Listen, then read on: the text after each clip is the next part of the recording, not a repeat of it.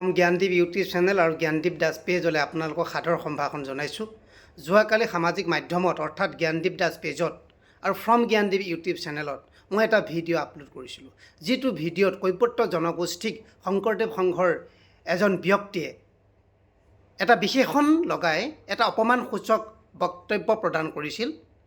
আৰু বক্তব্যটো আৰু মই ৰিপিট কৰিব বিচৰা নাই। আৰু এই ভিডিঅ'টো সামাজিক মাধ্যমলৈ প্ৰেৰণ কৰাৰ পিছত সমগ্ৰ অসমত কৈৱৰ্ত জনগোষ্ঠীৰ মাজত প্ৰবল প্ৰতিবাদ হ'ল। আৰু সেই প্ৰতিবাদত তেওঁ আজি সেও মানি শ্ৰদ্ধাৰ অনুপম দত্ত বাপজনাই 4:30 বজাতে মোলৈ এটা ভিডিঅ' প্ৰেৰণ কৰিছিল। আৰু বিশেষকৈ সামাজিক মাধ্যমত প্ৰথমতে মই দৃষ্টি আকৰ্ষণ কৰিছিলোঁ সমগ্ৰ ৰাইজৰ। আৰু মই এইটো মোৰ দায়বদ্ধতা বুলি ভাবি তেওঁ মোলৈ যিটো ভিডিঅ' প্ৰেৰণ কৰিছে সমগ্ৰ জাতিটোৰ ওচৰত ক্ষমা বিচাৰি সেই ভিডিঅ'টো মই আপোনালোকলৈ প্ৰেৰণ কৰিছোঁ। আৰু মহন্তৰ ক্ষমাহে ভূষণ বুলি এষাৰ কথা থাকে, গতিকে তেওঁক ক্ষমা কৰি দিবলৈ সমগ্ৰ জাতিটোৰ ওচৰত সমগ্ৰ ৰাজ্যৰ ওচৰত মই কাতৰভাৱে আহ্বান জনাইছোঁ।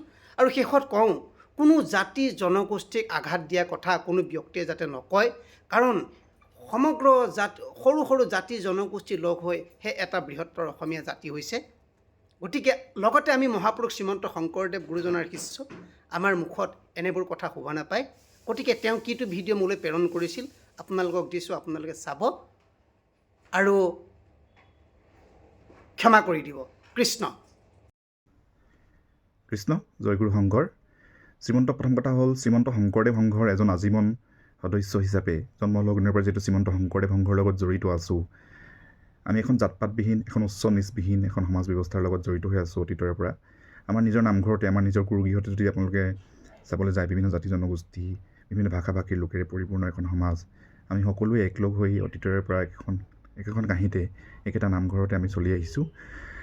দ্বিতীয় কথা হ'ল, মই নিজে এজন অন্যান্য পিছপৰা শ্ৰেণীৰ এজন যুৱক, আৰু মই নিজে এগৰাকী কৈৱৰ্ত সম্প্ৰদায়ৰ ছোৱালীক মই বিয়া কৰাইছোঁ। এতিয়া কথাটো ক'বলৈ হ'লে, মোৰ কোনো অভিপ্ৰায় নাই যে কোনো জাতি জনগোষ্ঠীৰ সন্মানত আঘাত কৰা, কোনো জাতি জনগোষ্ঠীৰ আৱেগত অপঘাত কৰাৰ মোৰ কোনো ধৰণৰ দুঃসাহস মোৰ নাই, আৰু এনে অভিপ্ৰায়ো কেতিয়াও জীৱনত পুহি ৰখা নাই।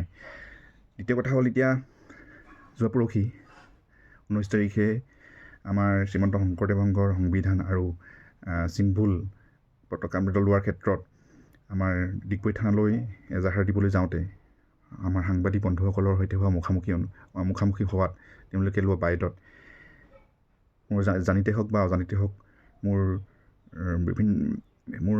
ভুলৰ ক্ষেত্ৰতে হওক বা মোৰ একান্ত অনিচ্ছাকৃতভাৱে দুটামান শব্দ বাক্যই বিশেষকৈ কৈৱৰ্ত জনগোষ্ঠীৰ অনুভূতিত আঘাত অনা বুলি মই খবৰ লাভ কৰিছোঁ। আৰু এই ক্ষেত্ৰত মই কৰজোৰে আপোনালোকক সমগ্ৰ কৈৱৰ্ত জনগোষ্ঠী তথা কৈৱৰ্ত জনগোষ্ঠীৰ সমগ্ৰ জাতীয় সংগঠনলৈ মই কৰজোৰে সেৱা জনাইছোঁ।